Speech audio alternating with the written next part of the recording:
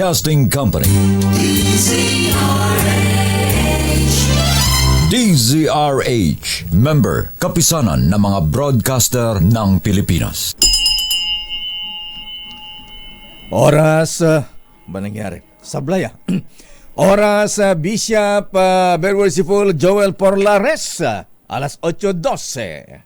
Programang nakikinig, programang inaalam ang masasabi mo, programang magbibigay ng tama at totoo para tama ang alam mo. Tara, usap tayo para malaman ang Damdaming Bayan. Live sa DZRH Radio, DZRH TV at DZRH Digital. DZRH Damdaming Bayan. Kasama sina Lakay Deo Macalma at Sister L. Elaine Apit. DZRH Damdaming Bayan. Nagbigay na po ako ng go signal kung umatake ang China, atakehin din nila. Sabi ko sa ating mga magigiting na sundalo, gumanti sa China kung kinakailangan. Paimbesitigahan ko din iyang si Duterte. Damdaming Bayan. Fake news. Iba talaga ang teknolohiya ngayon, mga kaibigan, ano ha? Abay, okay lang naman yan, pero wag na mga gagamitin sa katarantaduhan. Abay, ang inyo pong narinig na boses, hindi po boses ng ating Commander-in-Chief yan sa ating mga kasundaluhan. Abay, yan po ay fake na boses ng Pangulong Ferdinand Bongbong Marcos Jr. Yan po ay tinatawag nilang, ano ba yan? Deep fake artificial intelligence. Ang lupit, ano ha? Abay, kung papahinggan mo nga naman, kala mo parang totoo na ha? Paano pagka may emergency pagkatapos marinig mo ang ganyang boses ng Commander-in-Chief, ang presidente ng bansa, mga kaibigan? Abay, nakakatakot, nakakalito ha? Kaya huwag po tayong masyadong nagpapaniwala ha sa mga ganyang yung mga pagka medyo kaduda-duda. Abay, medyo kahindik-hindik mag-isip po tayo, baka tayo ay mapaniwala ha. At ito ay babala ni Secretary Cheloy Garafil ng Presidential Communications Office at nagbigay na po sila ng clarification na walang ganitong direktiba o order ang Commander-in-Chief Pangulong Marcos. Grabe ha? At iniimbestigahan ito ng PSG ha? At ganoon din ang PCO laban dito sa nagpapakalat ng fake news at malisyosong impormasyon sa pamagitan ng media at iba pang information literacy campaign. Ayan, grabe ha? Nakakatakot. Alam po niyo, mahabigan maganda ang technology, pero pag ganitong ginamit sa kalokohan, ingat-ingat po tayo dyan. Damdaming Bayan. Here comes the sun, here comes the sun, I say. Ay, grabe ang init. Ay, naimbag bigat kalagiti kakabsat, kabagis, kailan to dito, apari Cagayan. Ay, apo ko yung Joe Chua, ha? Abay, Berwelsiful Wilson Rodriguez. Yung mga brethren natin sa mabinilad sa apari Cagayan, grabe, ha? Abay, ano ba yung heat index sa Cagayan kahapon? Apari? Wow! 48 degrees Celsius, mga kaibigan. Kaya ingat-ingat po tayo ha. Nandiyan ba si Secretary si Asek, kakala ko Secretary Ted Herbosa ha. Ay, miss natin Secretary Herbosa. Ay, Sek, good morning. Pero eto po, mga kaibigan, kahapon ha, ano nga bang pangalan may binauhan? May flash report kay may binauhan sa Operation Tulong kahapon ng hapon. Isang senior citizen, mga kaibigan, na hit stroke dyan sa may Tondo, Manila. Ano nga bang pakicheck Greg, kung anong pangalan nun? Parang Fugar ang apelyido Pablo Fugar ba yun? Dinala sa Justice Jose Abad Santos. Ayan, kay Most Merciful. Ayan, Justice Jose Abad Santos Hospital. Ito ba yun? Oh, grabe, oh. Ayan, ang report comatose pero sana'y nakaligtas naman. Anyway, ingat-ingat po tayo at meron ng mga namatay sa heat, anong tawag nyo, ASEC? Heat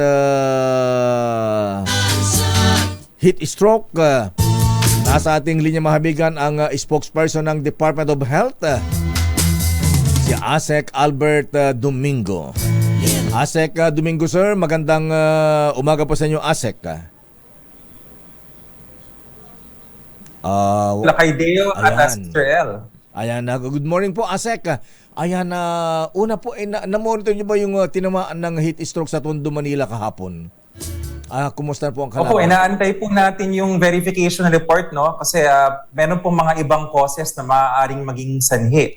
Pag nakakita po tayo ng kababayan na nawawalan po ng malay, there could be other causes, not necessarily heat stroke, baka pwedeng cardiogenic shock or other causes. So antayin po natin yung ating verification. Pero usually, ASEC Domingo, sir, ang nag-trigger nito sa init ng panahon, ano po? Tama po yan. Meron po tayong na-record na mga incidents na before na ang mga atake sa puso ay nai-impluwensyahan ng matinding init ng panahon. Kasi nga po naman, pag tumaas ang init ay nagkakaroon tayo ng high blood or ating alta presyon. At ito ay nagiging sanhi ng iba pang mga komplikasyon. Posible po, i-verify lang natin. Ayan, 6 na nga po ba ang naitalang namatay sa heat stroke at marami ang na-ospital, ASEC? Ano ba ang datos ng DOH sa mga tinamaan ng heat stroke?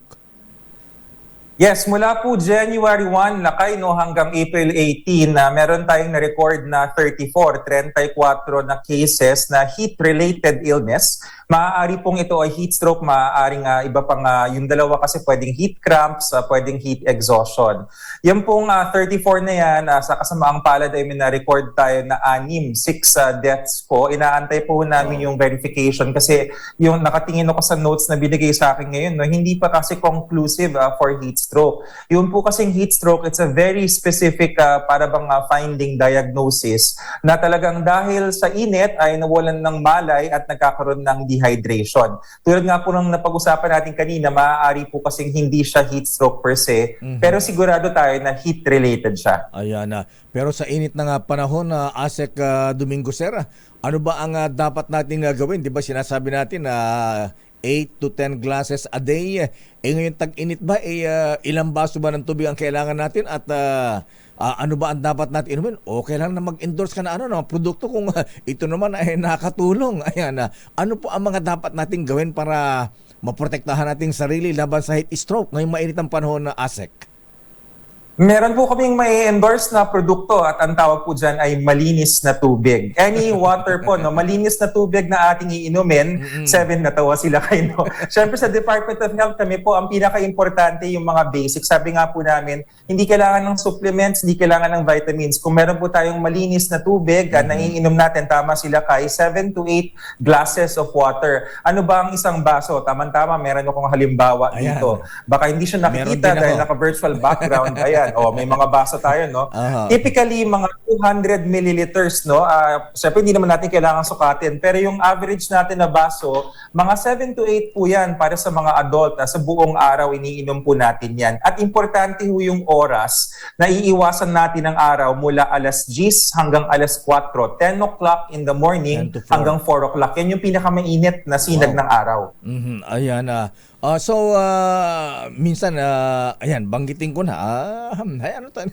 For information naman ito, tip din sa, okay ba yung mga Pocari, Gatorade, mga ganyan na ASEC na sabi nakatulong daw sa dehydration? Kami naman po sa DOH, ang pinaka-secret ingredient ng lahat ng ating mga iniinom ay ang tubig. Ang importante po talaga dito yung hydration. So kayo po bahala mga kababayan kung ano pong preferred ninyo. Pero kami po, basic lang po talaga yan. Clean drinking water is enough at tayo po ay kailangan ma-hydrate. At kailangan ba, ASEC Domingo, sir, bawal nga ba yung malamig na malamig, yung galing sa ref na super lamig? Bawal po ba yun? Madalas pong natatanong yan sa atin, no? At meron na po talagang mga umikot na sasabihin na natin na fake news, no? Diretsuhin na po namin mula sa Department of Health. Yes, sir. Hindi po bawal na uminom ng malamig na tubig, hindi po bawal na mag-aircon sa panahon na ito. In fact, ang first aid para sa heat stroke, ang first aid para sa heat-related illnesses ay kontrahin yung init. Kailangan natin kasing tulungan yung katawan natin. Hindi tayo makapag-regulate ng ating sinasabing internal temperature dahil mainit nga yung paligid. Ang sabi naman namin is minsan kasi po yung kumakalat na impormasyon ay exaggerated. Para bang ang dating bubuhusan ng yelo or bubuhusan ng malamig na tubig yung tao. Hindi po naman, no? So pag meron po tayong pasyente, ano pong gagawin natin? Kung ang pasyente po ay gising at nakakapagsalita pa, pwede po siyang itabi naman sa isang lugar na malilim at siya po i-check, no? Sabi nga namin sa health emergencies, although English, no, meron naman tayong Filipino. Sa English, sasabihin ng doktor or ng first responder, hey, are you okay? Hindi naman kailangan ganun pa yung pagkatanong, no? Pero tapikin po natin, no? Kamusta? Gising ka pa ba? Ganyan, no? Sa Tagalog version or kung ano mga salita Hoy, gising. natin. Kung ang pasyente ay responsive, wag naman sampal, no? Medyo kalabit lang ng konti. Kung responsive po yung pasyente at nakakainom siya, pwede na natin siyang bigyan ng tubig. Ang mas natatakot kami kasi, pag biglaan, baka mabilaukan. Kasi baka pumasok yung tubig sa baga, hindi sa tiyan. No? So yun yung actually iniingatan natin, hindi yung sa malamig, sa mainit. Ayan na. So, pwedeng painumin ng tubig na malamig ang isang medyo na-dehydrate o kaya medyo nag-collapse halimbawa na ganyan. Pero konti-konti lang, Asek Domingo, sir. Gaano karami yan? Yes. Minsan yung tansan nung yung takip ba ng bottled water, ganun ang pinapainom paunti-unti. Tama na ba yun o hindi tama yun? Mabiro lang ho ng konti. Narinig ko kanina nag-Ilocano kayo. Ilocano rin po ako. Huwag naman po tayong maging masyadong matipid tulad ng mga kababayan natin mula sa norte. Biro lang po yun, no? Opo. Ibigay po natin yung buong bote, huwag yung tansan. No? Ganun ba? So, pwede nating ibigay as much as tolerated ng pasyente. Kasi kadalasan nakita ko pagka medyo nanghina, nag-collapse na ganyan. Wag bibigla yung tubig. Ano lang, yung takip lang ng bottled water, pakonti-konti, sip, gano'n na. So, hindi po tama yung gano'n na Asek Domingo, sir? Opo, wag naman hong pasip-sip lang, no? Kasi ang tawag namin sa medisina as tolerated. So in other words, kung kakayanin ng pasyente na uminom, no, kahit kalahating baso, again, walang pilitan. So wag naman natin siyang para bang igaganon yung baso, tapos titignan natin kung kaya niyang uminom.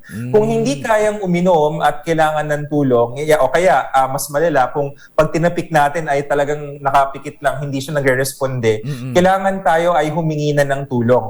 Tumawag na tayo sa pinakamalapit na ating health center or responder para meron tayong inaasahang darating. Nako, lalo na ngayon na Asek Albert Domingo, ewan ko lang kasi kung nag-go-golf ka, ha? Alam mo, sa init ng paron sa weather ngayon, yung mga adik sa golf talaga, hindi iniinday init ng panahon, ha?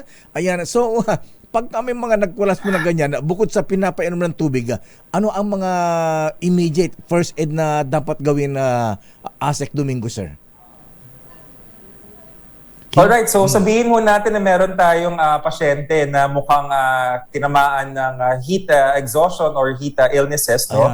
Ayan, kailangan natin gawin, una, ilayo siya, ipasok muna sa lilim, alisin siya sa sinag ng araw. Ikalawa, ang kanyang damit po, no? Minsan kasi mahigpit yung damit or masyadong natakpan ng tela, so dapat medyo buksan natin ng konti para mas maging maaliwalas. Kung meron tayong electric fan na pwedeng itutok sa kanya para magsimulang bumaba yung temperatura, pwede pong gawin yan. Muli, nung sinabi ko kanina na pag gising naman yung pasyente, pwede na siyang offeran ng tubig, no? Pakonti-konti para wag mabilaukan, para mabawi niya yung dehydration. Kasi karaniwan, dalawa ang kalaban dyan, yung mataas sa temperatura ng katawan at yung ikalawa is yung kakulangan ng tubig or dehydration. Ayan, alam mo, na-example ko lang yung mga golfers sa Asek, pero kahit sa ibang lugar, ayan, katulad sa kalsada, yung taga-Tundok, Manila kahapon. So, ano pa bukod dito sa paglalagay sa malilim, painumin ng tubig, di ba minsan kadalasan yung pre-press natin yung dibdib ng tao pagka medyo nanghina, nag-collapse. Tama ba yun? Ano, bukod sa pag-inom ng tubig, Asek, ano pa ang dapat gawin? Para matulungan? Ang isang Magandang tanong pasyente. yan, Lakay, no? Yes, sir. Yung nabanggit nyo na parang pinipress yung dibdib, ang Opo. tawag po doon ay cardiopulmonary resuscitation or CPR. Okay. Hindi po natin siya basta-basta ginagawa, number one. At number two, mahalaga po na meron tayong training. Isingit ko lang po na advocacy yan ng Please, sir. Department of Health, no? Actually, nakalimutan ko kung ano yung petsa, pero alam ko nag-declare ang ating Pangulo ng National CPR Day. I just forgot which date it's coming up in the next few months. Pero importante na lahat tayo ay marunong mag-CPR. Dun sa tanong niyo po, Lakay, kung kailangan mag-CPR agad pag nag-heat stroke, hindi naman po agad-agad.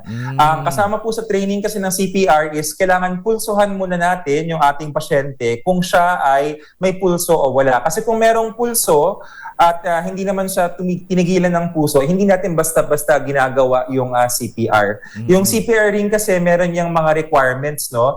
Mas maganda na tawagan ang first step talaga sa emergency kapag tayo ay nakakita ng nag-collapse o Yan. nagpo-problema is to call for help. Kasi maski kaming mga doktor, kaya ako po, no, pagka nalakad sa paligid, Opo. kahit doktor po ako, ang unang gagawin ko is tatawag ng ambulansya. Kasi kahit doktor po ako, wala ako ng equipment, wala ako ng mga kagamitan Opo. para dun sa tao. Kailangan dumating yung responder. Kaya lang, alam mo naman, minsan matraffic ngayon, Dr. Asek Domingo, sir. So, yung bang immediate na dapat gawin? Ayan. So hindi pala basta-basta yung pag-press ng dibdib ng isang Ako, hinimatay. hindi o ho kaya basta-basta yun. Kasi Nag-collapse? CPR po yun eh. Kung marunong po ang tao na kumuha ng pulso at trained mag-CPR, saka gawin ko na rin po siyang pagkakataong ikwento. No? Kasi yung Yes. CPR, kapag binomba natin yung dibdib ng tao, Opo. may posisyon yan. Ang kamay, nakikita niyo sa screen ko, kailangan naka-interlock, parang nakaganyan siya. At ang bomba, ang baba ng kamay ay mula 2 to 3 inches. Malalim yung bomba, kaya hindi siya basta-basta ginagawa hanggat hindi tayo sigurado na kailangan nung pasyente. Pero ang importante sa heat stroke is yung talagang buksan yung damit, maging maaliwalas, mahanginan, kung gising, painumin ng tubig. Kasi yun talaga yung first aid pagdating sa ating heat stroke. Ayan, isa pa, napag-usapan natin yung pagbomba ng pag-press sa dibdib. Alin po ba ang itatapat yung kamay natin, Doc? Sa kanan, left o right breast o sa gitna? Sa gitna po, Gitna. no. So very natutuwa po ako sa ating naging usapan ngayon, naging Opo. CPR. Ang ating correct CPR positioning, no, ang linalagay yung kamay dun sa gitna ng dibdib. Kung nasan yung mikropono ko, no, sa Opo. may gitna siya, Yes, bandang meron tayong parang malambot na bahagi na meron ring bahagyang matigas, meron tayong buto, no, sa yan Lakay, sa bandang baba, no. Opo. Kasi pag pinush down natin yon, kapag pinump natin yon sa CPR, ang nagiging epekto niyan, yan yung pinakamagandang site para pumasok yung ating pagbomba. Dahil pag hindi natin nilagay sa tamang lugar, ang mangyayari is parang ineffective, no? Walang nangyayari, sayang lang yung effort. Akala natin nakakatulong tayo, pero actually walang napapasok na tulong. Ulitin nga natin, Doc, pagitan ng left and right breast. Dito ba sa bandang ilalim, yung mga, di ba, may cleavage? Ayan. Opo. Dito Bilang doktor naman po tayo, no? So Opo. sabihin na po natin, di naman siguro magagalit ng MTRCB. Yung atin pong utong or nipple, Yes, sir. yan po yung nipple line, no? Pagka gumawa kayo ng Nipple line. linya dyan, merong yung linya, tapos tatapat natin sa gitna. Oh. Para siyang, hindi ako nakikita sa camera. Ayan, Dito, yan. nakita, Medyo yan. banda dito. Opo. Kung ito yung ating nipple line, Opo. no? Meron siyang sa gitna. Tapos merong bahagi doon na may buto, na meron ring malambot na bahagi. Opo, ayan. Yun po yung punto na pwede natin siyang tapatan ng kamay, tapos pinipress down natin para magkaroon tayo ng effective na CPR. Importante ho na dapat malalim yung pagbomba, mga 2 to 3 inches. Kaya kailangan, maganda talaga, mag-training tayo, no? After this conversation, mga kababayan, kapag kayo'y interesado, Opo. lumapit po sa inyong health center, magtanong po kung merong mga CPR courses. Ba, maganda yan, Doc. Ayan, So, isa pa, Doc, pag-press na gano'n, ilang beses? At gaano katagal yung pag-press? Ganun ba? Oo, mabilis or mabagal, mga gano'n. Ano ba ang ano ang frequency at paano ang press? Medium, hard, mga ganun ba? Ito po, parang masahe yung dating, no? Pero hindi ko siya masahe, no? Ang ano po niyan is, meron tayong cadence na sinasabi kung gaano kabilis. Typically, 100 to 120 beats per minute, but usually 100 beats per minute. Maganda ho sana na sa training natin malalaman, pero para masagot po yung tanong, para tayong nakikinig, kung meron tayong mga kanta na favorite, no? Meron actually, kung kayo po ay gumagamit ng programa, app na Spotify, masa-search niyo po yan, no? CPR playlist, no? Meron yung playlist na yung mga kanta na 100 beats per minute. Yun yung kanyang, kumbaga, pagpalo, yung beat niya. At susundan Doc, nyo yun yung Doc, parang pinaka-frequency. Doc Asek Albert, kantahin mo nga. Ayan, sample. Nako, baka mahirapan tayo pag kumanta, baka marami pong mahimatay at makailangan mag-CPR. Wag lang po, pero okay lang, pag ano po natin baka sa bigla umulan, Spotify okay yun, lang. 100 beats per minute. 100 beats per minute. Ayan na. Pero ilang beses? Isa, okay. dalawa, tatlo, apat, lima na pag-press? Opo, ang CPR po, ginagawa po yan continuously, no? Ang pinaka-latest na guidance sa basic life support, dire-diretso po yung pagbomba. Actually, maganda ho kung may kasama kung dalawa, no? Kasi yung isa, ang tuloy-tuloy na bumubomba, tapos kapag napagod, nakakapagod po siya pag tama yung gawa, no? Nagsa-substitute. Tapos yung hindi nagbobomba sa CPR, siya po yung tumatawag, nagpa-follow up kung nasa ng ating responder.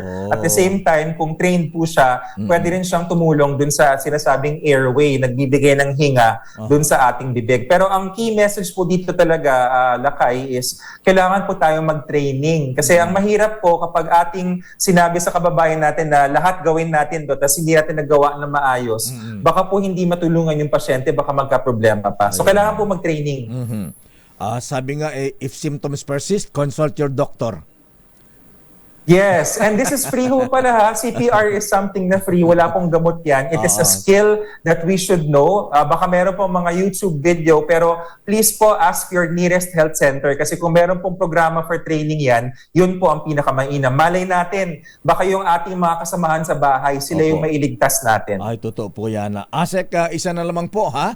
Abay, may, ito ba ay batas, direktiba ng DOH? Yun daw po mga doktor na tumatanggap ng lagay sa mga kumpanya ng gamot. Kapalit ng endorsement nila, may parusa nga po ba dyan, Asek sir? Ano ba ang policy ng DOH tungkol dito?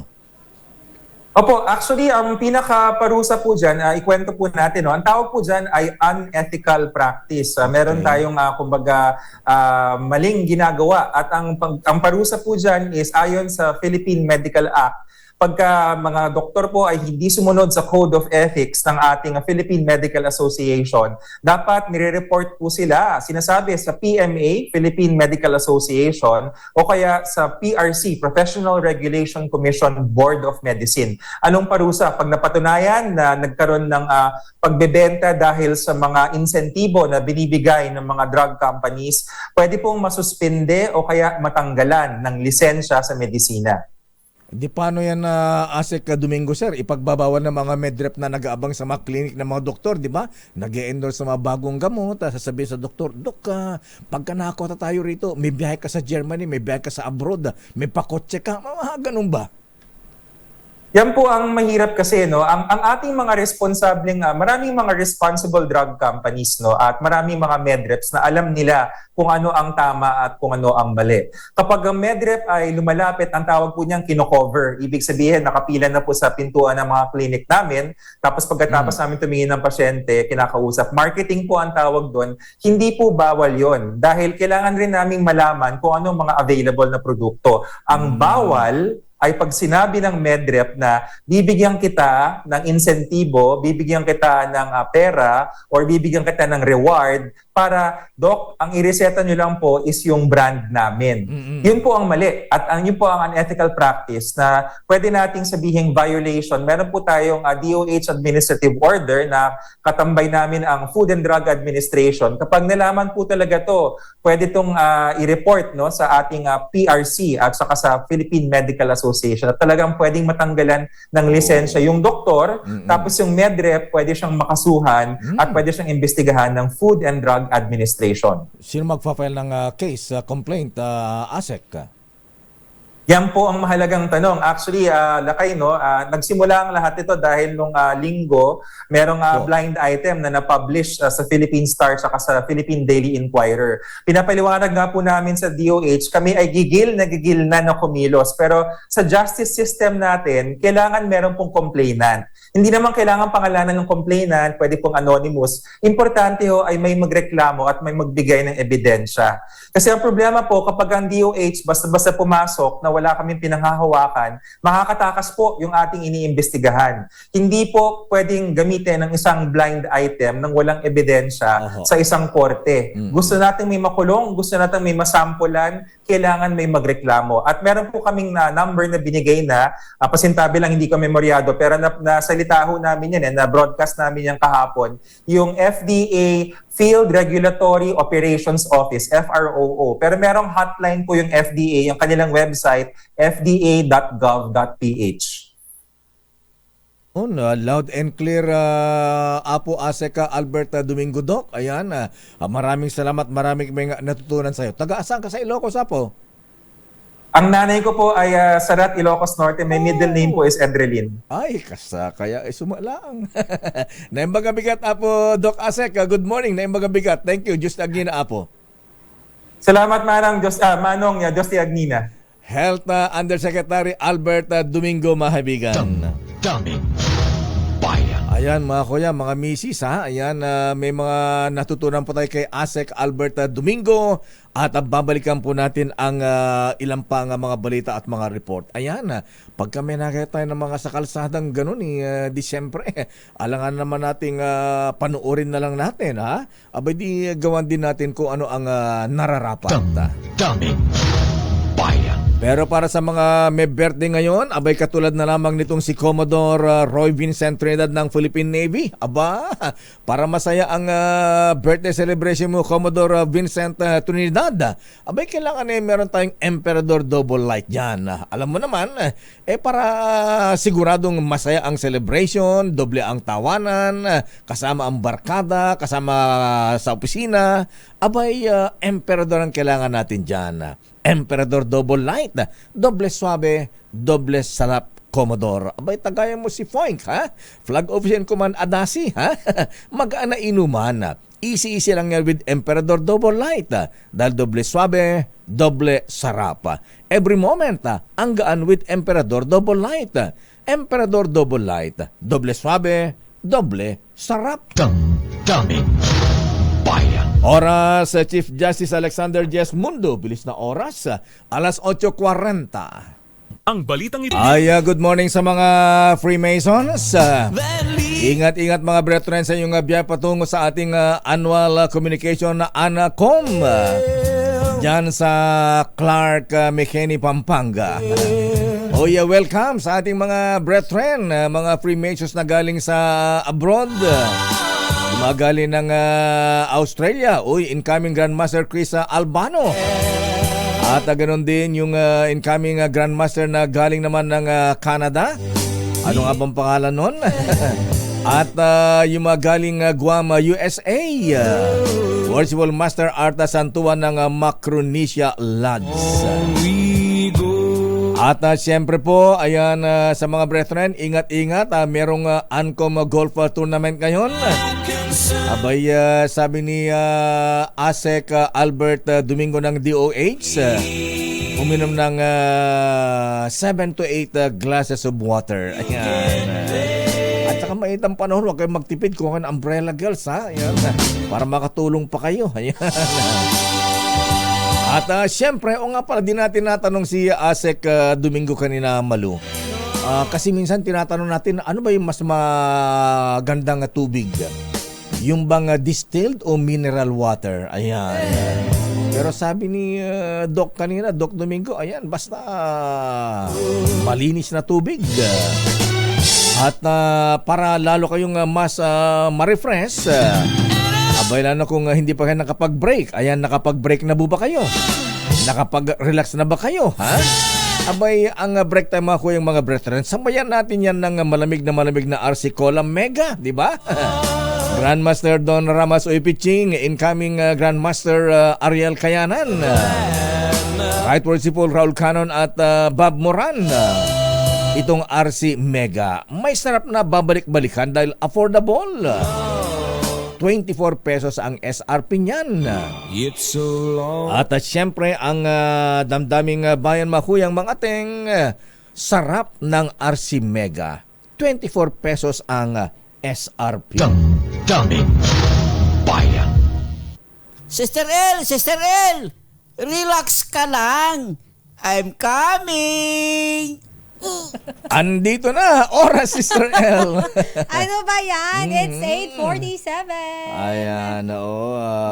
Good morning, Lakay. Good morning, Sister At L. good morning po sa lahat ng mga nanonood at nakikinig sa atin ngayong Happy Wednesday. Mainit ang panahon. Oo nga Ingat pala, po tayo. ano, ha? Grabe ang init, Lakay. Ay, sinabi Ganito mo. pa lang yung oras pero paglabas ko, baskil ka na eh. Anong baskil? Basang kilikili. Bago yan, baskil. Basang Matagal na yung Lakay. Ganun ba yun?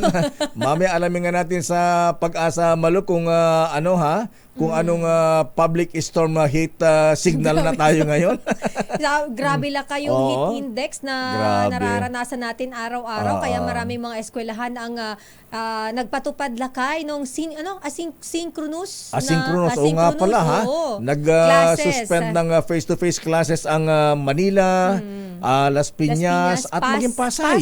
Oo. Lakay, oo. At pati sa ibang probinsya. Ayan, dahil sa sobrang init po Oo, mga Lakay. kuya. Actually, sa amin, Lakay, madalas yung pamangkin ko, wala siyang pasok na face-to-face. ganun ba? Oo, dahil nga ang tindi ng init, Lakay, Oo doon sa nga. Bicol, sa kakaiba. Albay. Oo. Mami, alamin natin ang kung anong public storm heat signal tayo ngayon sa Metro Manila. Damdamin Bayan. Pero alamin mo natin ang report mula sa Malacanang. Nako, yung sinasabi nating kanina, ha?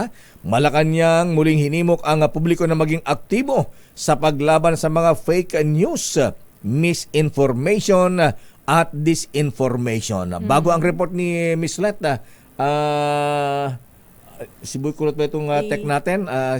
Si Jeric Raval. Ayan, Jeric Raval. Ayan, i-play mo nga yung fake news, yung fake Bongbong Marcos para Boses.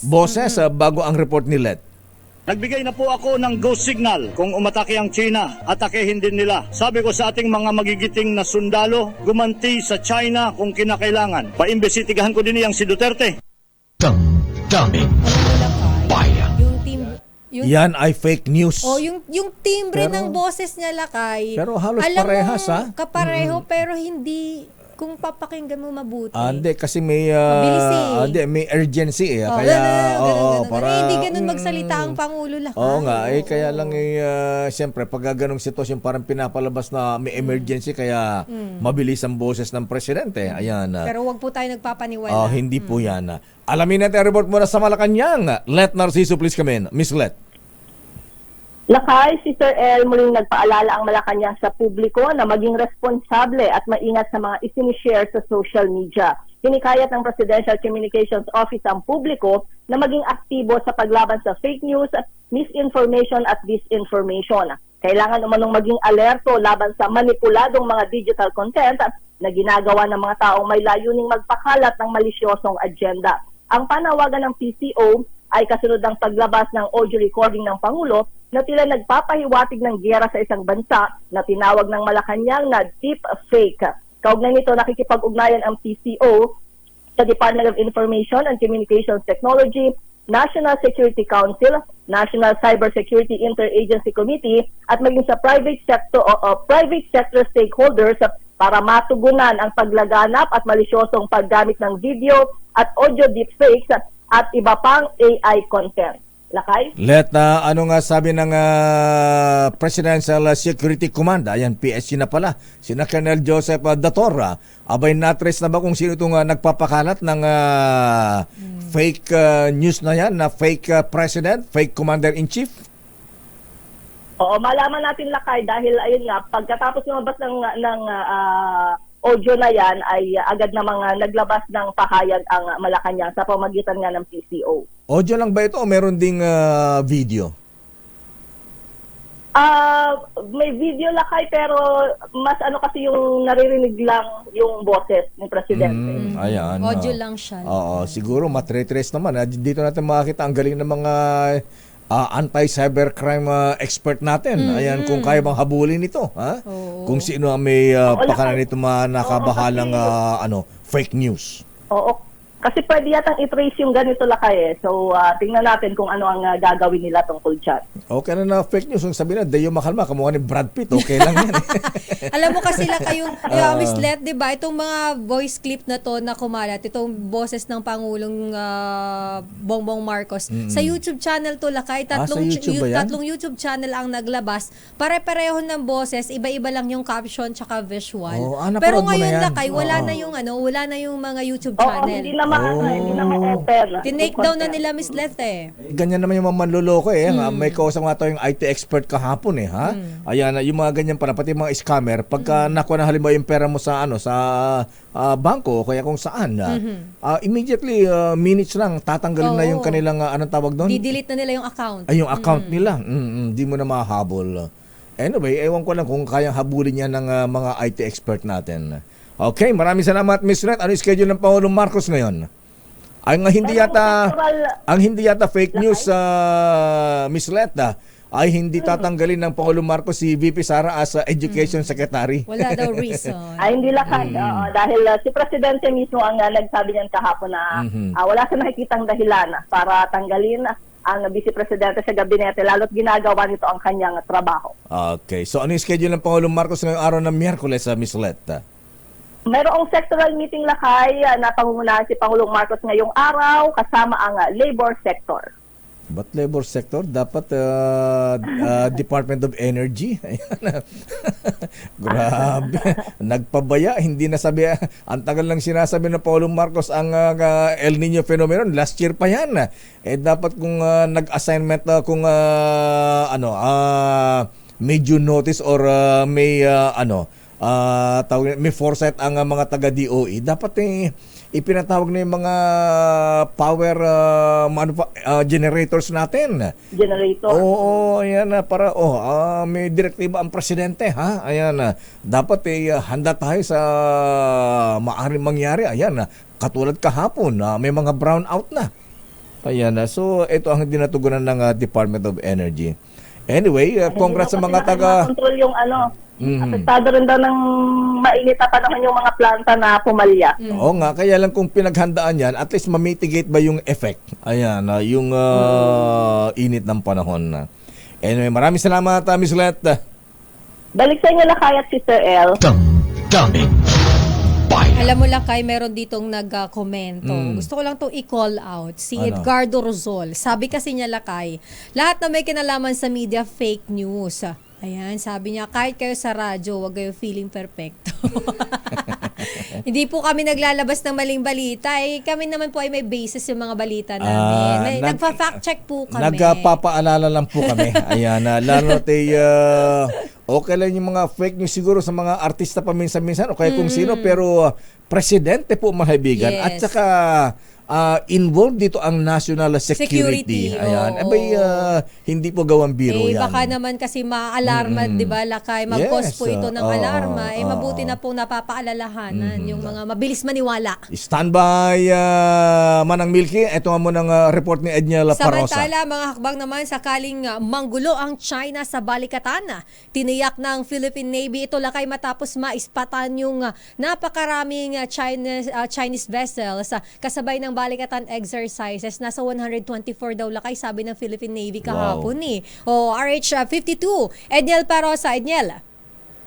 Lakay at Sister L, nakalatag ng mga kaukulang hakbang sakaling manggulo ang China sa balikatan exercises. Yan ang tiniyak ng Philippine Navy spokesperson for the West Philippine Sea, Commodore Roy Vincent Trinidad, sa harap nga nagmamataang pagdami o surge ng mga barko ng China kasabay ng schedule ng Philippines-US War Games. Ayon kay Trinidad, handang tinawag niyang appropriate measures kung kakailanganin man, pero hindi man inaasahang gagawa ng interference sa dambuhalang bansa. Ito'y dahil karaniwan lang naman umanong nangaharas ang China sa Pilipinas at hindi sa US at iba pang persong kalahok. Sa 39 na edisyon ng Balikatan, sa panayam ng DZRH News ngayong umaga, siniguro ng opisyal sa atin na susunod sa international law, sinabi niyang contingency measures na layong protektahan umano ang mga kasamang barko sa war games. Pakinggan natin si Commodore Trinidad. Nasabi natin na contingency or measures or appropriate measures, all of these are actions to ensure the safety of the ship or the task force. When I say task force, to include the other ships. All of these actions are within international law. Umabot nga sa 100 mahigit na barko ang nakita ng hukbong dagat sa paligid ng West Philippine Sea, bagay na hindi umano normal mula sa 30 to 60 maritime militia vessels lamang sa nagdaang 2 buwan. Sa iwalay na briefing sa Campo Aguinaldo, binanggit naman ng Philippine Coast Guard spokesperson Rear Admiral Araman Balilo na ang toka ng PCG sa balikatan ay ang bantayan ang perimeter ng multilateral maritime exercise. Para sa kauna-unahan sa Pilipinas DZOH, ito si Edniel Parrosa. Tuloy-tuloy sa pagbabalita, tuloy-tuloy sa serbisyo. Sama-sama tayo, Pilipino. Damdamin Bayan. Maraming salamat, Edniel. Sunod natin ang report mula kay Manang Milky. Ang panukalang motorcycle lane sa EDSA dapat umanong masusing pag-aralan dahil sa limitado ng space. RH12, Milky Rigunan, Manang Milky. Elaine at Lakay, gaya sa Senado, malamig din ang pagtanggap ng ilang mambabatas sa panukalang maglagay ng motorcycle lane sa EDSA. Ayon kay House Deputy Minority Leader Bernadette Herrera, para fair sa lahat. Palawigin ang busway access at doon padaanin ang mga UV Express at cargo trucks na may sakay ng mga perishable and essential goods. Kung itutuloy ang plano ng DOTR at MMDA, iginit ni Herrera, dapat ang natitirang lanes ay sa EDSA ay eksklusibo na lamang sa mga pribadong motorista. Katwiran ni Herrera, may sakay ng napakaraming pasahero ang mga UV Express. Di makukonsidera sila sa bus as access, gaya ng mga pampasaherong booth. Dagdag pa ni Herrera, kaya natutukso ang ilang mga motorista na gamitin ang EDSA busway dahil kadalasan bakante at walang dumadaan ng mga bus. Palit na EDSA busway, pwede itong tawagin na express lane for high-capacity vehicles. Dagdag pa ni Herrera, dapat ibalik na rin ang no-contact apprehension policy para nakafocus lang ang traffic enforcer sa pagpapanatili ng maayos na daloy ng trapiko. Para sa kauna-una sa Pilipinas, DZRH, ako si Milky Rigunan. Tuloy-tuloy sa pagbabalita, tuloy-tuloy sa serbisyo, sama-sama tayo, Pilipino. Damdamin Bayan. Mula sa Kamara, dumawat sa Senado, Department of Health at Philippine Red Cross, kinalampag ni Senator Bongo upang imbestigahan ang mga sabwatan ng mga doktor at mga pharma companies. Aris number 28, Raymond Advance, please come in. Raymond. Mayor at Elaine, na magpahayag ng pagkabahala si Senador Christopher Bongo bilang chairman ng Senate Committee on Health sa napaulat na umano'y sabwatan ng ilang mga doktor at mga pharmaceutical companies. Ito ay yung pagpipilit na ireseta sa kanilang mga pasyente ang mga gamot na galing lamang sa pharma company kung saan sila konektado. Dahil dito ay kanyang kinalampag ang Department of Health, ang Professional Regulations Commission of PRC at mga medical associations na investigahan ito. Ayon kay Go, talo lagi dito ang mga pasyente na dapat ay mabigyan naman ng pagkakataon na makapili ng mas murang gamot na naaangkop din sa na gamot sa kanilang karamdaman, at malinaw na ang nangyayari sa mga doktor ay conflict of interest at paglabag sa ethical standards sa medical profession. Nagpasalamat naman ito sa Department of Health sa ipinalabas na the Department Circular number 2024-0141 at ipinaalala sa lahat na ng mga medical professionals na sundin ang professional at ethical standards sa pagbibenta ng kanilang mga gamot at iba pang mga medical devices. Para sa kauna-unahan sa Pilipinas, DZRH, ito si Raymond Advance, tuloy-tuloy sa pagbabalita, tuloy-tuloy sa serbisyo, sama-sama tayo, Pilipino. Damdamin Bayan. Maraming salamat, Raymond. Pagalingan na yan ng medical rep, medrep, Sister L. Wala, marami tayong kwento dyan. Marami tayong, kasi ako, dalawang pinagpilian ko, Sister L. Noong nag-aanap ako ng trabaho. Ayan, natanggap ako dito sa DZRH, saka medrep. Talaga? Oo, medrep. Alam mo na medrep, poging-pogi. May pakotse, mga ganyan, di kurbata, mga ganyan. Pagka nakota ka, may bonus ka pa. May incentives ka pa. Kaya, kaya lang. Kaya gusto mo maging medrep noong araw. Medrep dati. Tapos? natanggap na ako pareho. Ayan, okay. oo. So, bakit? Kaya lang, sabi ko, pinag-aralan ko din man na Di mo magagamit. Sabi ko, journalism ako. So, sinacrifice ko yung pakotse ng med. Doon ka lakay sa passion. Tama, ayan. So anyway, marami tayong kaibigan mga medrep. So marami pong kwento dyan. Maubusan tayo ng kwento dyan. Hindi tayo maubusan ng oras. Ayan, maubusan tayo ng oras dyan. Pero may katotohanan po. Although hindi naman lahat. Lahat. Ayan, of course, hindi naman lahat. Yung magaling na kilala kong medrep, kinausap yung isa. Ayan, makakakutan na ako rito na may kotse ka. Okay, trip abroad. Wow, may pa-travel. Travel for free. Ayan, pwede naman natin nila lahat. Pero yan po ang mga incentive ng mga ilang drug companies. Oras, Sister L. It's 9:02. This time check is brought to you by Daming Bayan. Oras, Sister L. 10 minutes after 9. DZRH Weather Bulletin.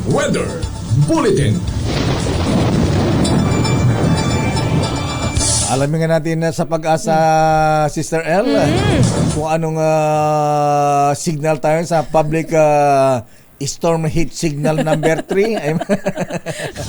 Biglang naging bagyo tuloy. Oo nga, dati pag-asa, bagyo lang minuay na natin sa pag-asa. Ngayon, init ng panahon. Ngayon, monitoring ng init ng panahon. Nasa ating linya si forecaster Lori de la Cruz ng Pag-asa.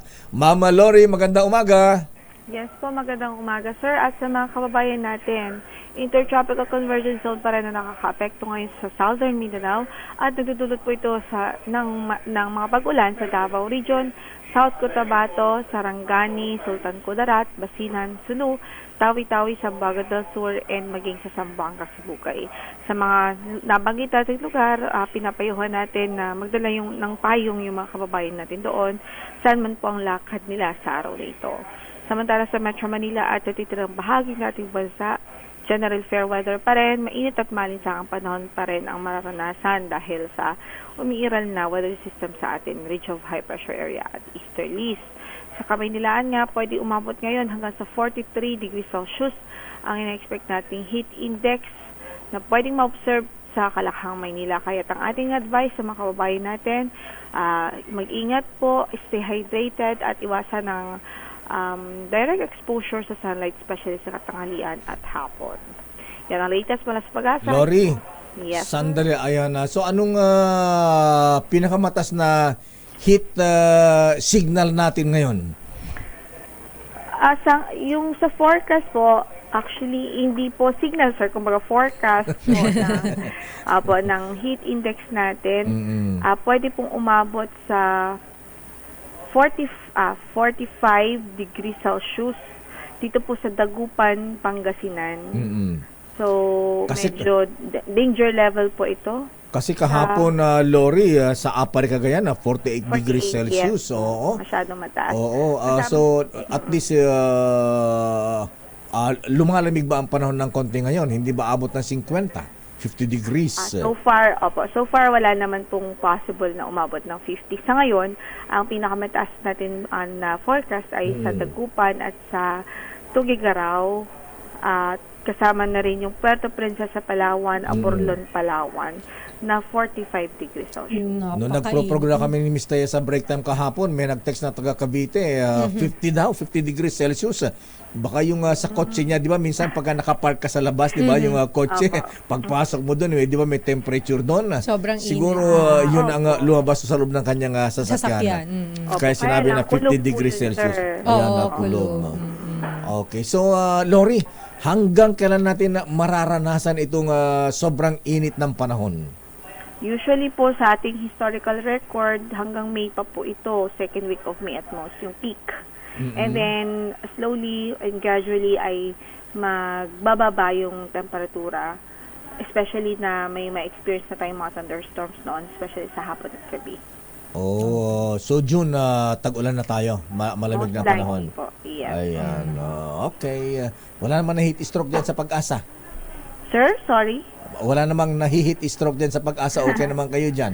Yes, sir. By God's grace, okay naman po. Ayan, good. Malamig ba yung aircon natin yan? Di ba tinitipid na? Kinakaya naman, sir. Kaya. Okay, Lori, maraming salamat. Good morning. Ingat. Stay safe. Stay hydrated. DZRH Weather Bulletin. Weather Bulletin.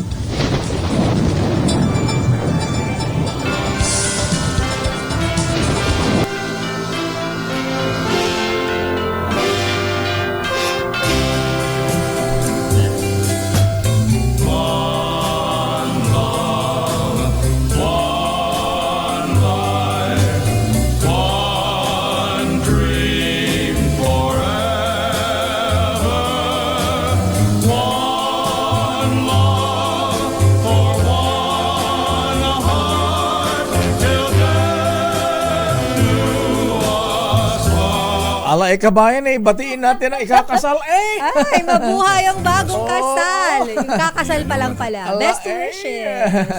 Ala, Secretary Ralph Recto. Ala, ang inyong gobernador. Kuyang Hila Kiambao, ama na to sino? Ha? Ala, ikakasal na pala ang super lolo. Alam mo lang kay naaalala ko to si Gov nung na-guest natin sa programang DILG sa DZRH. O, kita mo naman ha. Diba? Pero in fairness, magul ka dito kay Governor Dodo Mandanas. Ha? Diba, bossing Dante Ang ng Manila Times? Abay, sa kabila ng edad niyang 80 anyos mahabigan. Matikas isilender ang Governor Dodo Mandanas. Ha? Diba nung nagpunta nga siya rito? Wow, matikas pa ang Governor Mandanas. Ayan. Kita mo, nakadali. Nakadali. Lakay! Sorry. Lakay, maghulos dili ka. Ayan, Oy, in fairness, Lakay, congratulations. At least, meron siyang anong term doon, Lakay? Makakaagapan? Ayan. Makakatuwang? Ang 80 anyos, 80 years old na Governor Dodo Mandanas, magpapakasal po sa kanyang matagal-tagal na rin daw na siyota. Ayan. 32 years old. Wow. Isang abogada. Isang abogada. Ayan. Attorney Angelica Chua. Ang kanding pala ito ng mga politiko sa Batangas. Talaga ka. Batanggay niya rin. Taga-dyan sa Ibaan. Wow. Sa Ibaan, Batangas. Andong kina Justice Leo Batahan. Ha? Ayan. Parang si Governor Mandanas Lakay, meron siya mismong announcement na ikakasal na siya. Alam ko meron tayo dyan sa RHTV. Ayan. Baka pwede natin iparinig ng mamaya, very light mamaya. Mamaya, kasi babalikan natin si kailan ba ang kasal, ha? Ngayong May, darating na May. Ayan. In-announce na pala sa flag raising ceremony nung Lunes sa Batangas. Sa Kapitolyo. Ayun yata, yun na kaya mo. Sige, mamaya. Proud na proud. Commodore, eto muna, kung binabati na happy wedding si Governor Dodo Mandanas ng Batangas at Attorney Angelica Chua. Abay, iba naman ito, Sister L. Batiin din natin to ng happy birthday. Happy birthday, Commodore Roy Vincent Trinidad, spokesperson ng Philippine Navy. Commodore, magandang umaga at happy birthday. Yes, magandang umaga, Deo, at sa mga taga-subaybay mo, at maraming salamat sa bati sa birthday natin. Saan bang celebration, Commodore? Sa headquarters mo o sa West Philippine Sea? West Philippine Sea. Mukhang masarap mag-inom dun sa gitna ng dagat.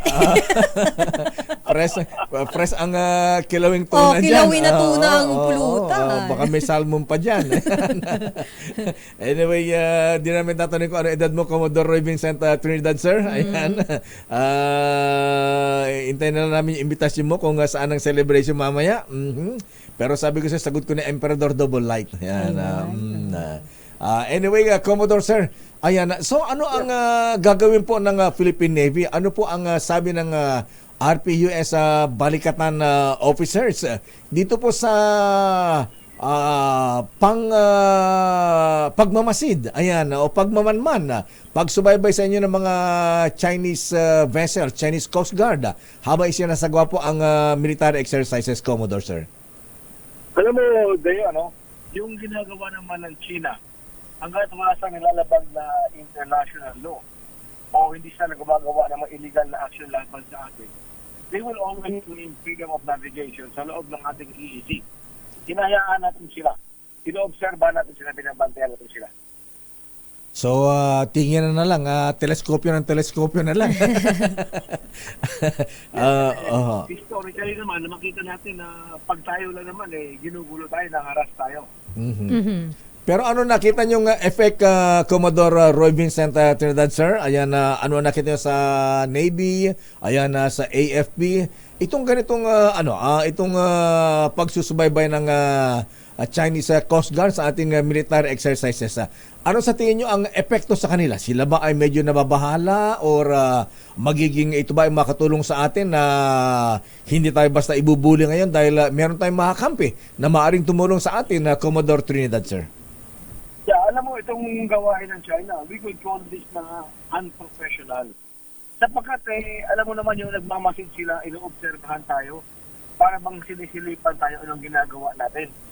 Pero sa kabilang banda naman, pagkasama natin yung mga ibang bansa, mga gray ship, mga warship nila, nagbibehave naman itong mga to.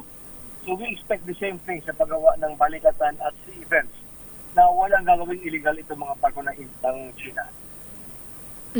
Commodore Trinidad, sir, good morning po.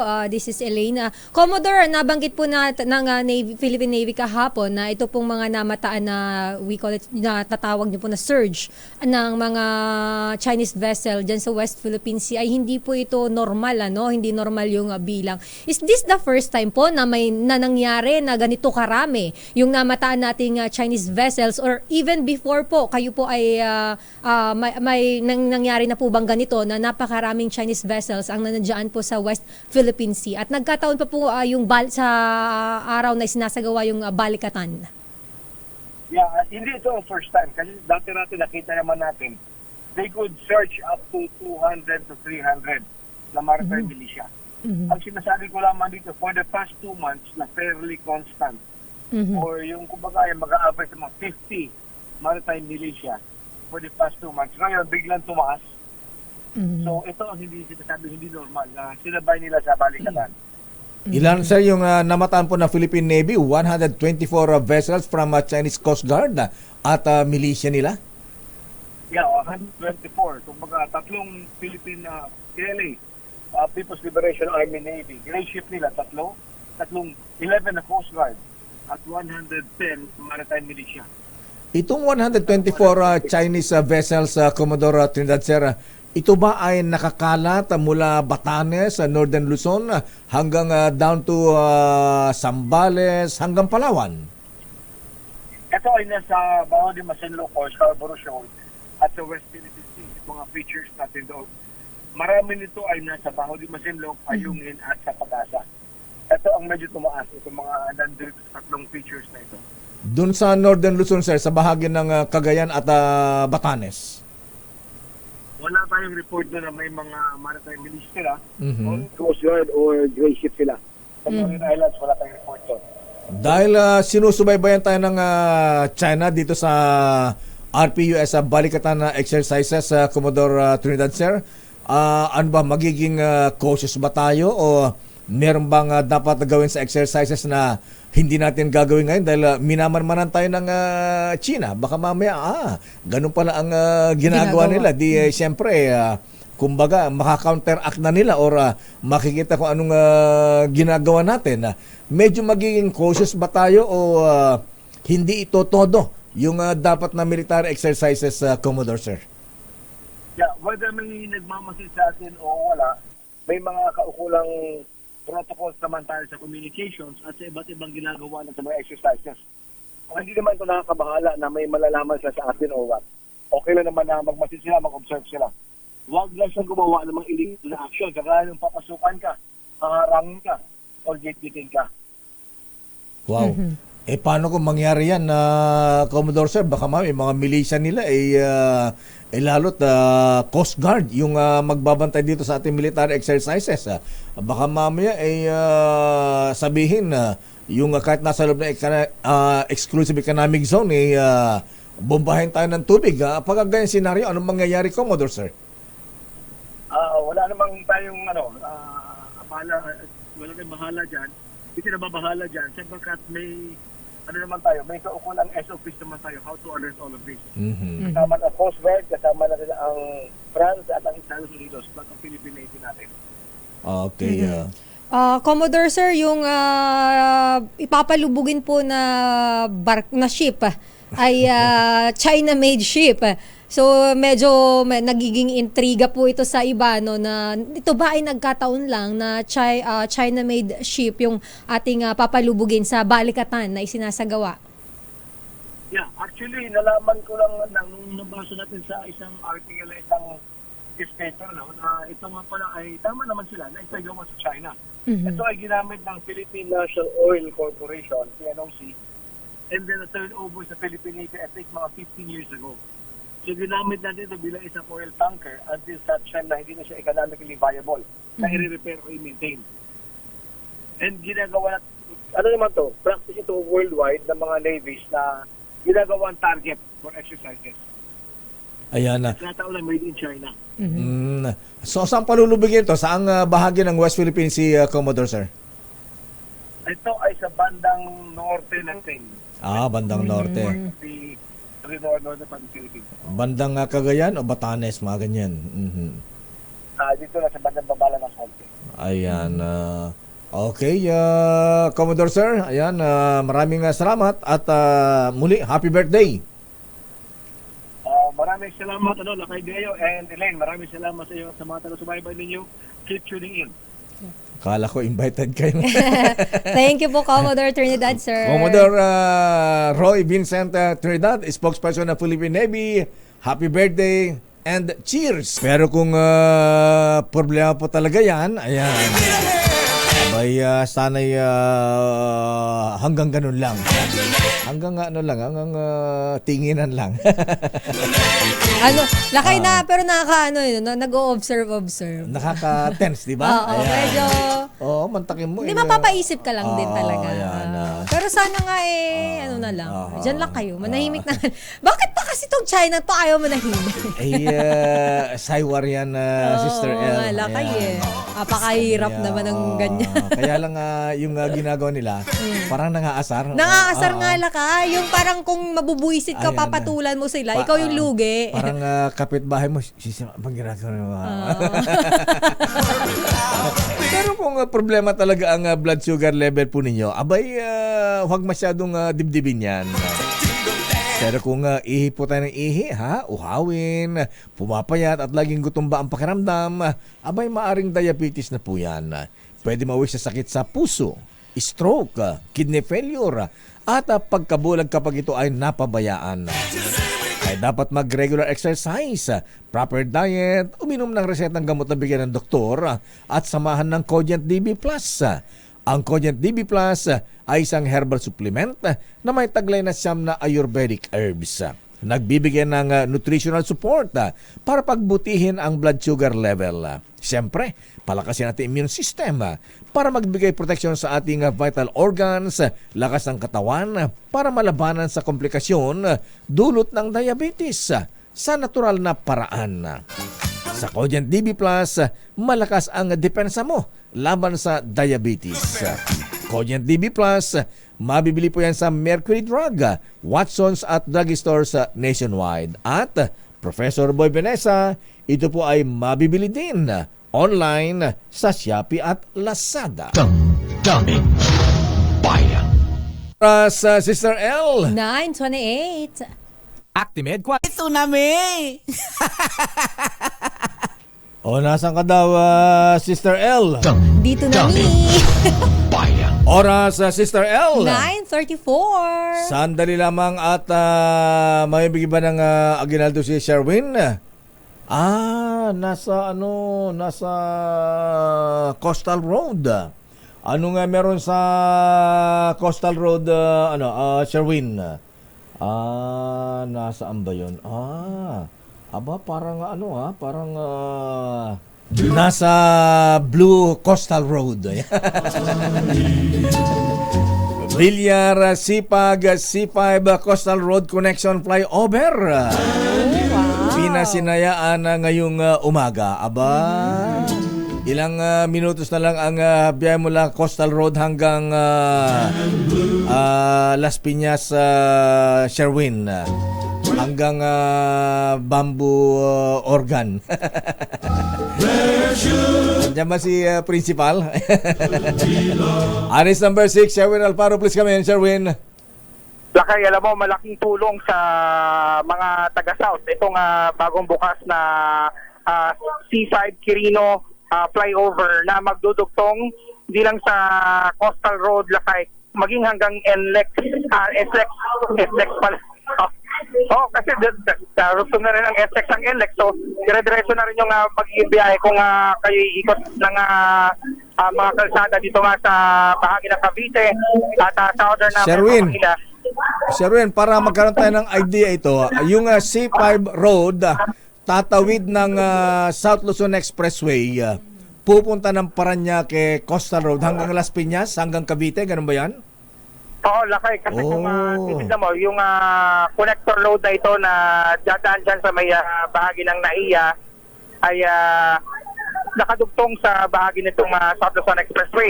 At pinakadulo niyan itong Villar Sipag area.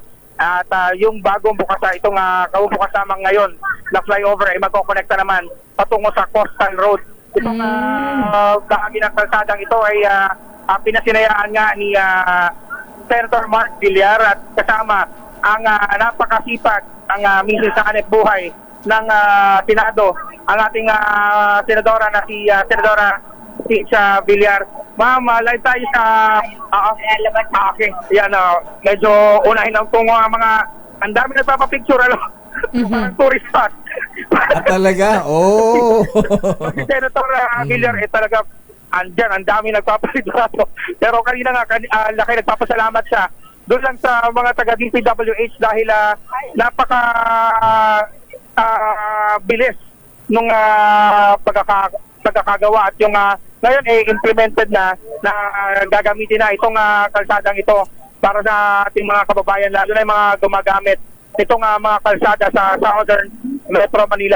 Alam mo naman, Lakay, ang tagubilin ng Pangulong Ferdinand Bongbong Marcos na ibsan ang matinding problema sa trapiko sa Metro Manila. At isa nga itong pagbubukas ng bagong flyover dito nga sa bahagi ng Las Piñas na siyang maaaring makatulong na malaki para maibsan yung napakatinding traffic.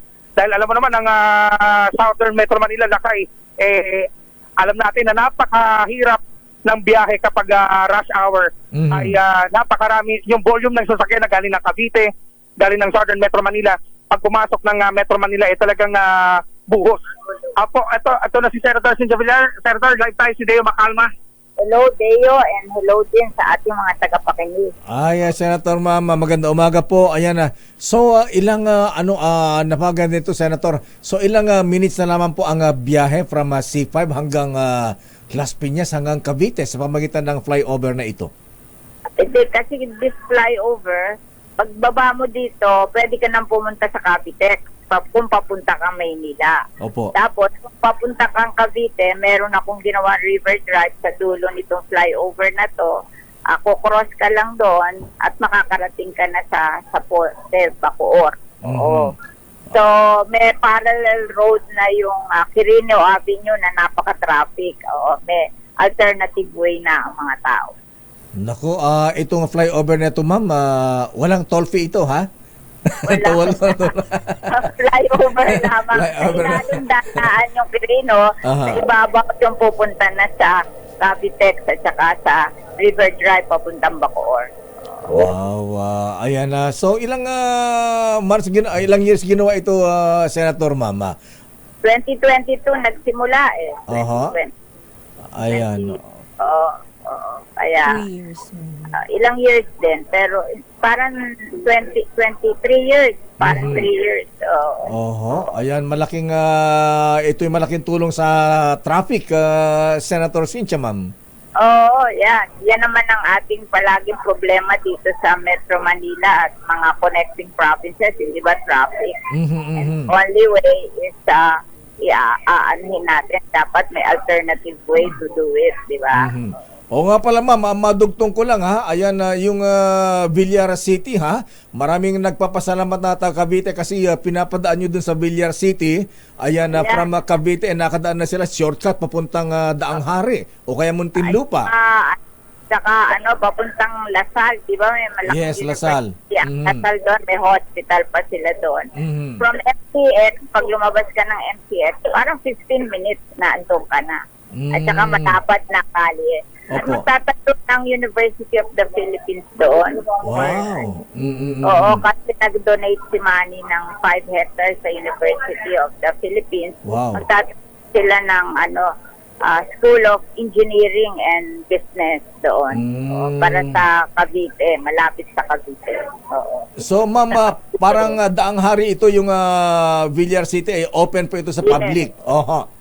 Sa public. Oo. Ayan, laking bagay. Anyway, Senator Ma'am, so ano po ang latest sa Senado? Ano po ang sabi ng ating mga marites? Babalik kami. Back to session. Back to session sa 29. 29. Ayan, April 29. Oo. Tapos mag-i-stay kami ng 1 month kasi after that, sinidiya na, di ba? Oo. Congress. 1 month lang ang balik namin, tapos sinidiya na. Recess uli. Ayan na. Anyway, Senator Cynthia ma'am, maraming salamat po at congratulations. Dito, yes ma'am. Dito sa inyong sa inauguration ng bagong flyover diyan po sa may C5 patungo ng Coastal Road. Thank you and good morning. Thank you. Lakay, ito doon pa rin sa patnubay ng trabaho ni Senador Mark Villar. Alam mo, sinabi kanina ni Senator Cynthia Villar, action speaks louder than words. Kaya pala tahimik lang dahil may ginagawa. Oo nga pala. Ba't hindi inimbitado ang presidente o kay Public Works Secretary? May pinadalang kinatawan si Secretary Bonoan dito sa pagtitipon na to. Si Assistant Secretary ng Regions NCR.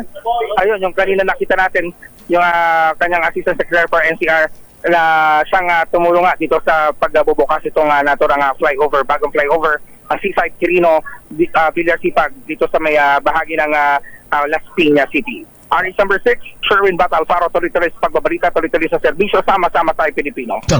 Daming bayan. Maraming salamat, Sherwin. May report si Boy Gonzales. Anong report ni Boy G? Nasa iba yung report ni... ito. Kongreso dapat gumawa ng batas para sa social media regulation. Ayon naman sa COMELEC. Si Boy George. Alamin natin report mula kay RS number 29. Boy Gonzales, please come in. Boy G. Lakay Deo, Sister Ella, inamin ni COMELEC Chairman George Erwin Garcia na wala silang kapangyarihan para i-regulate ang paggamit ng social media sa panahon ng eleksyon. Sa kapihan sa Manila Hotel, sinabi ni Garcia na wala silang magagawa kahit dumami pa ang mga election na promotion ng mga kandidato tuwing halalan sa ilalim ng kasalukuyang Omnibus Election Code. Tanging mga mainstream media tulad ng television, radyo, mga magazine, dyaryo at iba pang mga magpapasahin. Kahit daw gumawa ng maraming account o magbayad ng mga troll ang isang politiko, ay hindi daw ito maaaring ipagbawal ng COMELEC dahil so wala pang batas tungkol dito. Sa pamamagitan ng Kongreso dapat daw ay gumawa ng batas patungkol sa pag-regulate ng social media sa mga kandidato sa panahon ng halalan. Sabi pa na Garcia, nung ginawa ang Omnibus Election Code, ay wala pa ang social media. Para sa kauna-una sa Pilipinas, si Richito si Boy Gonzales, tuloy-tuloy sa pagbabalita, tuloy-tuloy sa serbisyo, sama tayo, Pilipino. Maraming salamat, Boy Gonzales. Happy tayo malasing. Naku, bukod kay Commodore Roy Vincent Trinidad ng Philippine Navy, berya din pala ni Congressman Gasa Tambunting ng Paranaque. Binabati ni parang Darlie De Roca, ang mayor ng City of Dreams, at Dr. Ruel Salvador. Happy birthday, Congressman Gas. At binabati ka rin ni Congressman Brian Yamsuan. Mukhang maglalaba ito sa pagkakongresista sa Parañaque, Sister L. Oh. Gas Tambunting at Congressman Brian Yamsuan, party list representative. Naku, kailangan magkikilos ka dyan kung Gas Tambunting, ha? Abay, hindi ka raw nakikita sa Parañaque, ha? Mukhang mas nakikita na si Congressman Brian Yamsuan ngayon. Mukhang mas nararamdaman. Ang nararamdaman na lang yata yung pawn shop. Happy birthday, Maria Lea Uy Ungson. Oy, ateng, happy birthday, Maria Lea Uy Ungson. Binabati na kanya dating boyfriend. Ayan, si Kuyang Peter Ungson. Happy birthday. At happy birthday din kay Brother Jojo La Chica ng TLK. Tao Lambda Kappa Fraternity. At happy birthday din kay, happy birthday kay In Heaven, Sister L. Yung isang listener natin na sinundunan ni Lord. Si Ma'am Nelly Valdez. Si Ma'am Nelly. Ay, Ma'am Nelly Valdez, kung nasaan po kayo. Nakaraan lang siya na lakay, di ba? Si Ma'am Nelly, naalala ko, nagme-message pa sa Viber yan, lakay. Yes, avid listener natin yan. At binabati na kanyang dating boyfriend, si Manong Dean Amado Valdez. Happy birthday, Noble Roxanne Iturralde. Pinabati ni Kuyang Manny Iturralde at ganun din, happy birthday kay Joseph Sarmiento mula kay Mama Helen at Papa Oscar Sarmiento. At happy birthday din kay John Michael Sedano at Kuyang George Jacob mula kay Kuyang Tony Lara. Ayan, happy birthday. At binabati nga pa natin si Mayor Vico Soto. Hi Mayor, good morning. Kumusta po kayo? Ayan, at binabati natin si Professor Ambet Ocampo. Parang kilala ko yan. Kilala yan eh. Yes, nagtuturo pala ng history sa Ateneo. Ay, magaling yan, lakay. Magaling yan. Good morning, Prof. Ambet Ocampo. Ayan. At binabati natin happy birthday si DJ Nina Saputil, Jaisel Domingo at Chenny Dais. At of course, happy wedding kay Governor Dodo Mandanas at Attorney Angelica Chua. Wow. Best wishes, Gob. Daming bayan. Sabi ni Kuyang Amon, sana kaya pa eh. May sinasabi nga si kanina eh. Kaya talaga. Ayoko na nga lang mag-talk. Sandali lamang, bahala. At good lang ka pala sa ating mga brethren, yung mga candidates namin sa ANCOM, Annual Communication. Parang convention din po at the election of officers. Good luck sa ating mga candidates, mga brethren, ha? Abay, of course, second gentleman man sa Carpio, General Ruel Rivera ng BJMP. Attorney June Samaniego, ayan, illustrious Nelson Yao, Kuyang Gerald Ceballos at ganoon din Kuyang August Rojas at Noble Illustrious Hossein Shamsuddin. Sino ba ang mga candidates dito, ha? Ayan, alam ko sila lang ang candidates. Anyway, may the best Mason Winnie ka nga, ha? Good luck mga brethren at sa mga subalit sa ANCOM Golf Tournament, easy lang yan. Ingat, abay stay hydrated. Daming bayan. Sino ba talaga? Sige, si Val Gonzales. Val Gonzales, anong report ni Val? Saan? Nagkakawala na naman tayo. Saan yung report ni Val Gonzales? Luzon at Visayas Grid, isa sa ilalim sa red at yellow alert. Naku. Na naman. Mindanao Grid, isa sa ilalim din sa yellow alert. Paano yun? Di brown out na naman tayo. Val Gonzales, please come in, Val.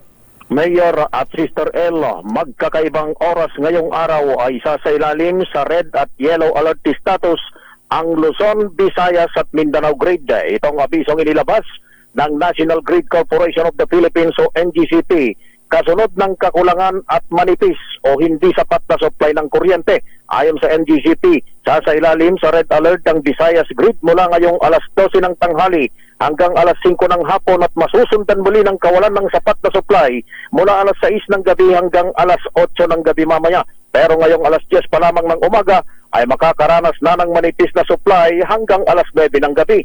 Sabi ng NGCP, Ganito rin halos ang sitwasyon sa Luzon Grid na makakaranas ng kawalan ng sapat na supply mamayang alas 3 hanggang alas 4 ng hapon habang sasailalim sa yellow alert status mula alauna hanggang alas 3 ng hapon na mauulit mamayang alas 4 hanggang alas 10 na ng gabi.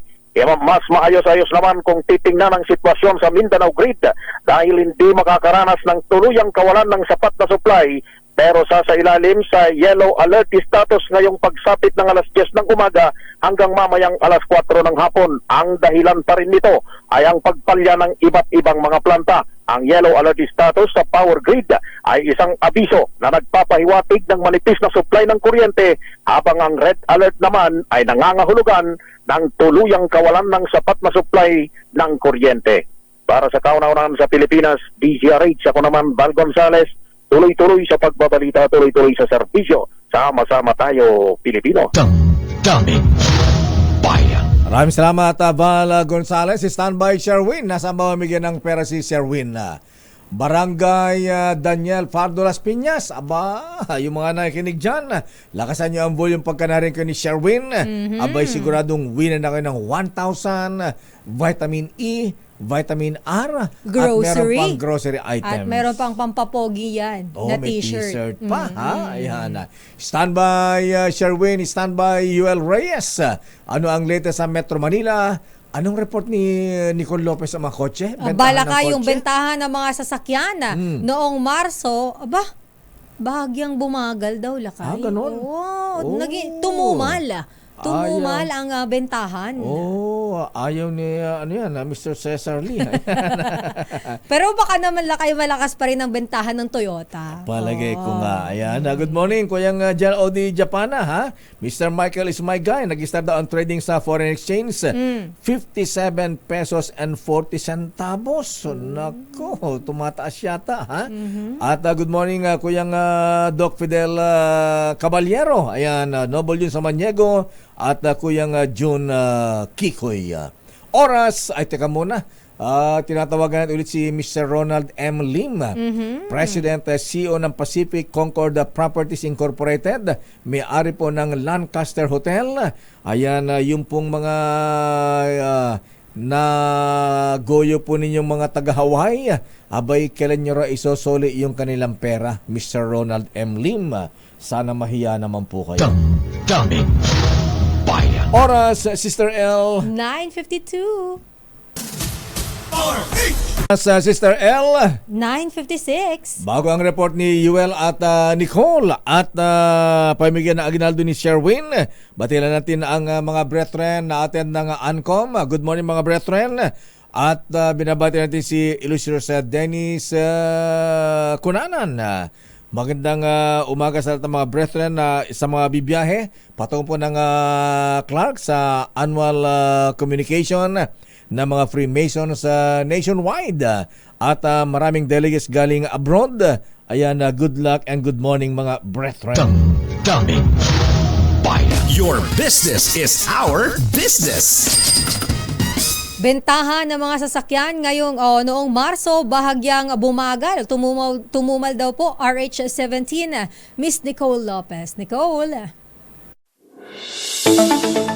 Bahagyang bumagal ang bentahan ng mga sasakyan noong Marso. Sa datos mula sa Chamber of Automotive Manufacturers of the Philippines o CAMPI at ng Truck Manufacturers Association, 1.6% ang naitalang sales sa bentahan ng sasakyan sa bansa noong nakaraang buwan. Partikular na nakapagbenta ang automakers ng 37,474 units noong Marso, mababa ng kaunti sa 38,072 units na naibenta noong Pebrero. Ayon sa CAMPI, ito ang unang beses na lumago ng single digit ang bentahan ng mga sasakyan ngayong taon.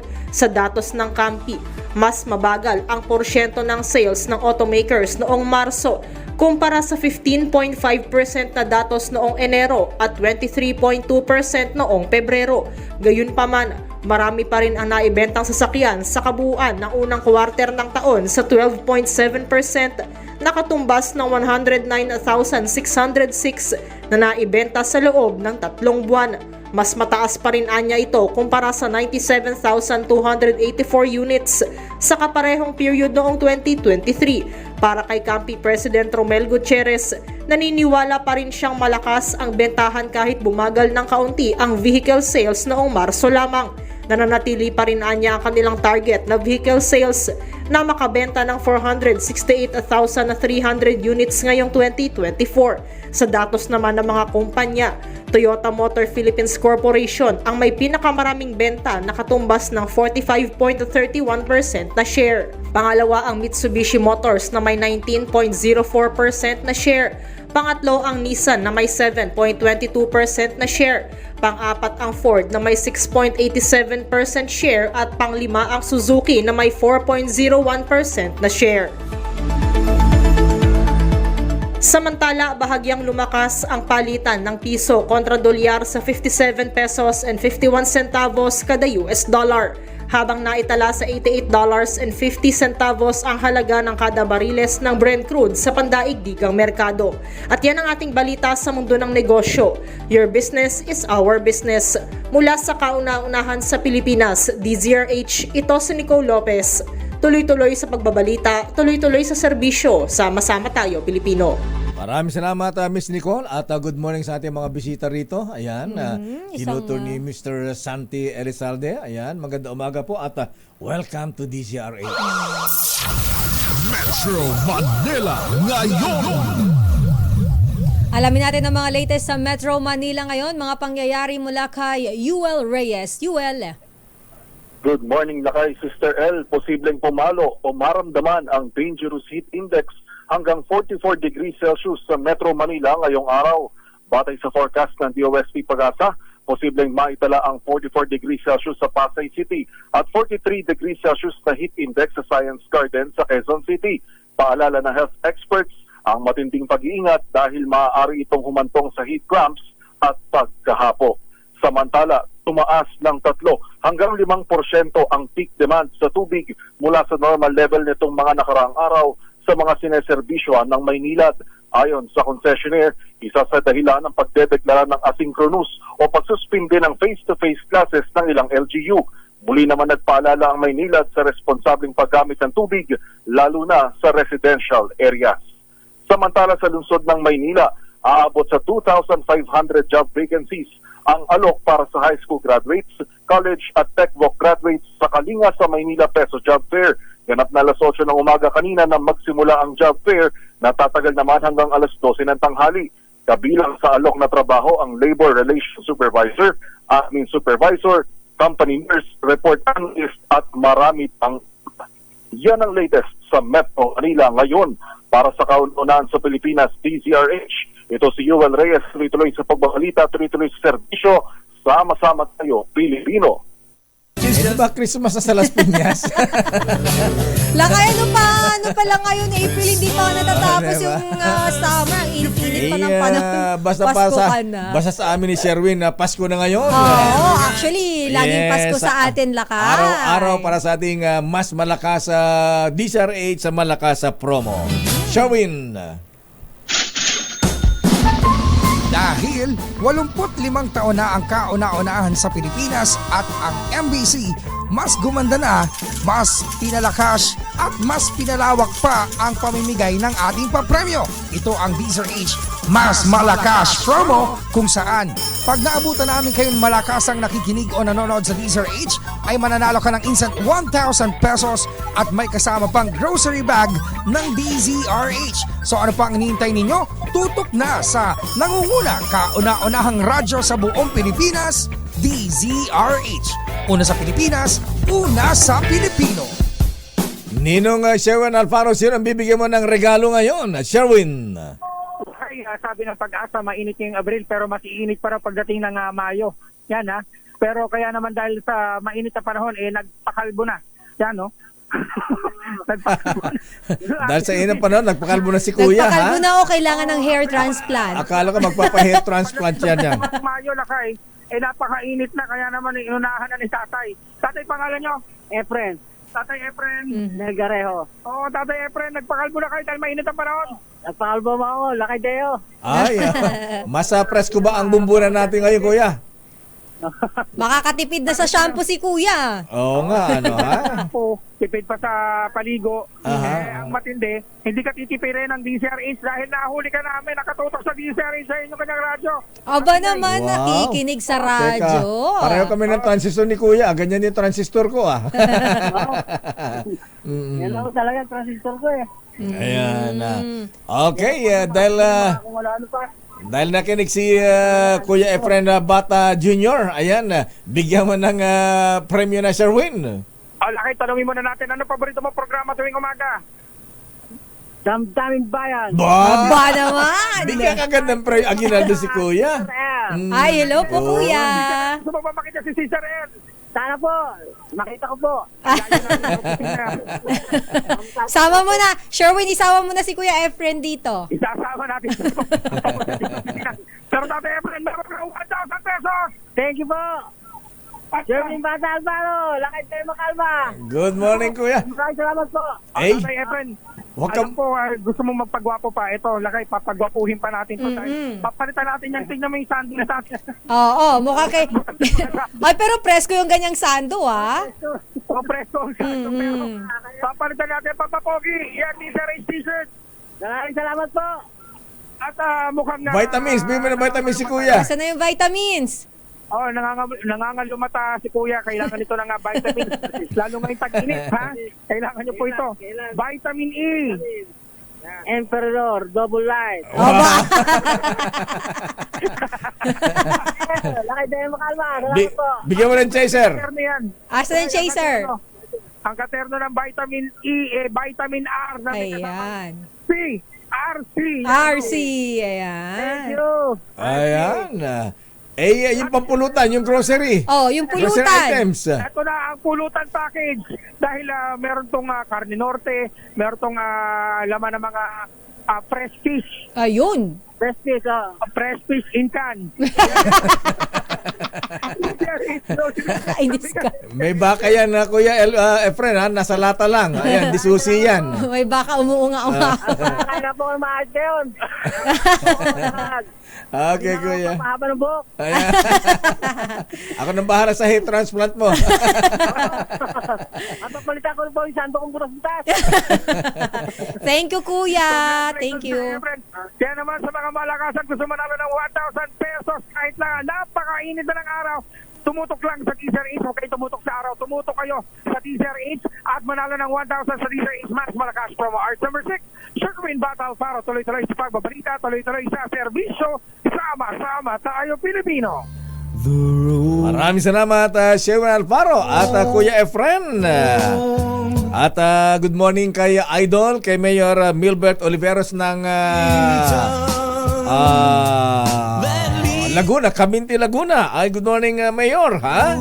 Ingit naman ako sa inyo na Kuyang Nila Panaligan, Captain Owen, sa lahat ng mga brethren na kalawag sa Ancom Golf Tournament. Ingat-ingat mga kuya, ha? Ingat sa heat stroke. At huwag kayong magtipid. Kumuha kayo ng umbrella gan makakatulong pa kayo, ha? At sa mga nasa biyahe, ayan, stay safe mga kuya sa biyahe. See you soon sa Ancom dyan sa Clark.